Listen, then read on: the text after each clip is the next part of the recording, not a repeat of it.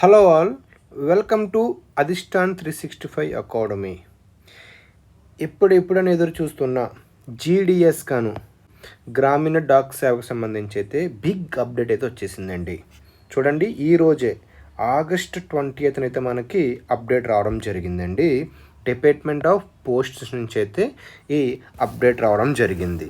ఇందులో ఏముందంటే చూడండి, GDS online engagement schedule to July 2026 గాను descriptive notification and engagement schedule గాను, అంటే షెడ్యూల్ 2 గాను నోటిఫికేషన్ అయితే అప్డేట్ రావడం జరిగిందండి. అయితే ఇక్కడ చూడండి, live for registration eligible candidates from August 31, అంటే మీకు రిజిస్ట్రేషన్ అనేది మీకు ఈ నెల ఆగస్ట్ 31 నుంచి అయితే మీకు స్టార్ట్ అవుతుందని మీకు అప్డేట్ అయితే రావడం జరిగిందండి. సో ఇక్కడ చూడండి, క్లియర్గా ఇక్కడ మెన్షన్ చేయడం జరిగింది. ఈ నోటిఫికేషన్ సంబంధించి ఈ రోజైతే అప్డేట్ రావడం జరిగింది కదండి. మరి దీనిలో మీకు బ్రాంచ్ పోస్ట్ మాస్టరు, అదేవిధంగా అసిస్టెంట్ పోస్ట్ మాస్టరు, డాక్ సేవ సంబంధించి అయితే మీకు ఈ నోటిఫికేషన్ అయితే రావడం జరిగిందండి. సో ఇక్కడ మీరు క్లియర్గా చూసుకున్నట్లయితే ఆన్లైన్ 1 టైం రిజిస్ట్రేషన్ ఓటీఆర్ అనేది మీకు ఆగస్టు 31 నుంచి సెప్టెంబర్ 19 వరకు అయితే మీకు అందుబాటులో ఉంటుందండి. అంటే మీరు ఈ డేట్లో ఓటీఆర్ అయితే మీరు చేసుకోవడానికి అవకాశం అయితే ఉంటుంది. ఇక అప్లికేషన్ ప్రాసెస్ అనేది మీకు అప్లికేషన్ ప్రాసెస్ అనేది క్లియర్గా మెన్షన్ చేయడం జరిగింది. సెప్టెంబర్ 2వ తారీఖు నుంచి సెప్టెంబర్ 21వ తారీఖు వరకు అయితే మీకు ఈ ఆన్లైన్ అప్లికేషన్ ప్రక్రియ అయితే జరుగుతుంది. ఓవరాల్గా 20 days అయితే మీకు ఈ ప్రక్రియ జరుగుతుందండి.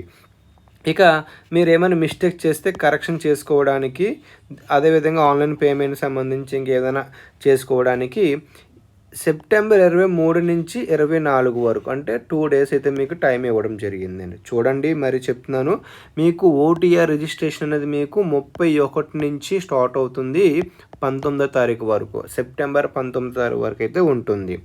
అదేవిధంగా ఇక్కడ సబ్మిషన్ ఆన్లైన్ ప్రక్రియ అనేది ఆన్లైన్ అప్లికేషన్ ప్రాసెస్ అనేది మీకు సెప్టెంబర్ 2వ తారీఖున అయితే ప్రారంభమయ్యి 21వ తారీఖు వరకు అయితే జరుగుతుందండి. ఇది మీరు గుర్తుపెట్టుకోవాలి. సో ఇక్కడ చూడండి, ఇక బ్రాంచ్ పోస్ట్ మాస్టర్కి, అదేవిధంగా అసిస్టెంట్ బ్రాంచ్ పోస్ట్ మాస్టరు, ఇక డాక్ సేవక్ శాలరీ విషయానికి వస్తే బీపీఎం పోస్ట్కి అయితే 12,000 నుంచి 29,000 వరకు అయితే శాలరీ మీకు రావడం జరుగుతుందండి. 3% ఇంక్రీజ్మెంట్ అయితే మీకు ఉంటుందండి.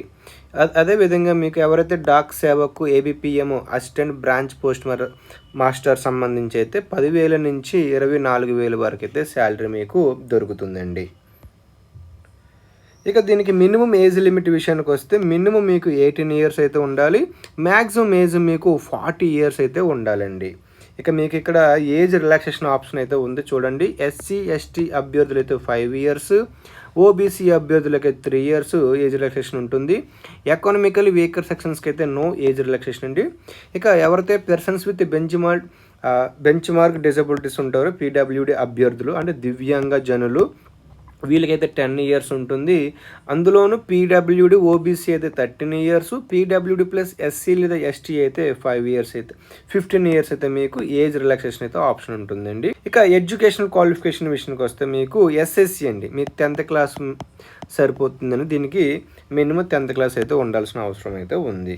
ఇక సెలక్షన్ ప్రాసెస్ విషయానికి వస్తే మీకు డీటెయిల్గా ఇక్కడ మార్క్స్ ఇవ్వడం జరిగిందండి. మీకు 10th class సర్టిఫికేట్లో A1 వస్తే 9.5, ఓకేనా, అంటే గ్రేడ్ పాయింట్ 10 points వస్తే మీకు 9.5తో మీరు మల్టిప్లై చేస్తే మీకు 9.5 అనేది ఒక పర్సంటేజ్ వస్తుంది కదా, ఇది పర్సంటేజ్కి కన్వర్ట్ అవుతుందంట. సో ఈ విధంగా మీకు ఇవ్వడం జరుగుతుంది. దీన్ని బేస్ చేసుకొని మీకు 10th classలో ఎన్ని మార్కులు ఎంత వస్తుందో దాన్ని బట్టి మీకైతే సెలక్షన్ ప్రాసెస్ ఫైనల్గా చేయడం జరుగుతుంది. అంటే మీ 10th classలో వచ్చిన మార్కుల ఆధారంగానే మీకైతే ర్యాంక్ తీయడం, జాబ్ ఇవ్వడం జరుగుతుంది. కాబట్టి మీరు దీనిని అయితే మీరు అప్లై చేసుకొని రెడీగా ఉండండి. మీ దగ్గర కొన్ని డాక్యుమెంట్స్ అయితే ఉండాలి. మీ 10th class మార్క్ షీటు, అదేవిధంగా మీ ఐడెంటిటీ ప్రూఫ్ ఒకటి, అంటే ఆధార్ కార్డు కానీ ఇటువంటి సర్టిఫికేట్ ఒకటి ఉండాలి. నెక్స్ట్ మీ క్యాస్ట్ సర్టిఫికేటు, అదేవిధంగా ఒకవేళ మీరు దివ్యాంగజనులు అయితే మీ పీడబ్ల్యూడి సర్టిఫికేట్ ఉండాలి. ఈడబ్ల్యూఎస్ సర్టిఫికేట్ కూడా మీ దగ్గర ఉండాలి. Next transgender certificate, if you are transgender అయితే నీకు ఆ సంబంధించిన ట్రాన్స్జెండర్ సర్టిఫికేట్ మీ దగ్గర ఉండాలి. Next date of birth proof మీ 10th క్లాస్ అయితే సరిపోతుంది.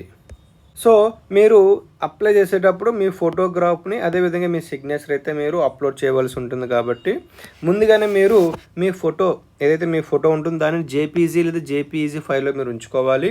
దాని ఫోటో సైజ్ వచ్చేసరికి 30 KB నుంచి 100 KB లోపే ఉండాలి.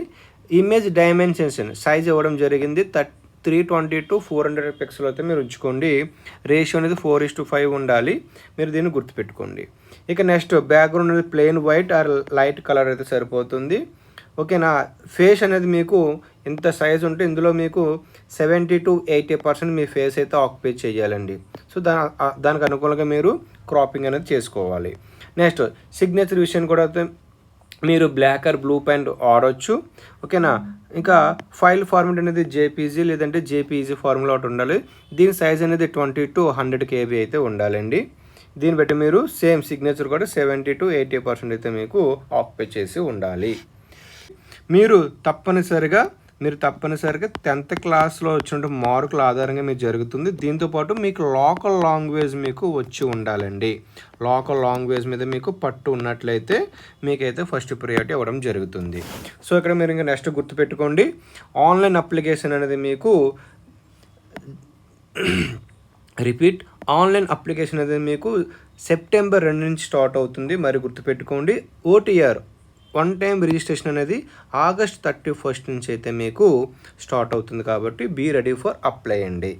సో ఇక ఏమైనా మీకు ఫర్దర్గా అప్డేట్స్ అయితే నేను మీకు చేయడం జరుగుతుంది. మన ఛానల్ ఇది ఫస్ట్ వీడియో అండి, అధిష్టాన్ 365లోని. కాబట్టి ఫర్ మోర్ వీడియోస్ కోసం మన ఛానల్ సబ్స్క్రైబ్ చేసుకోండి, లైక్ చేయండి, సపోర్ట్ చేయండి. ఇంకా దీనికి సంబంధించిన అప్డేట్స్ అయితే మీకు నేను చాలా త్వరగా నేను మీకు ఇవ్వడానికి ప్రయత్నిస్తాను. థ్యాంక్ యూ ఆల్ అండి.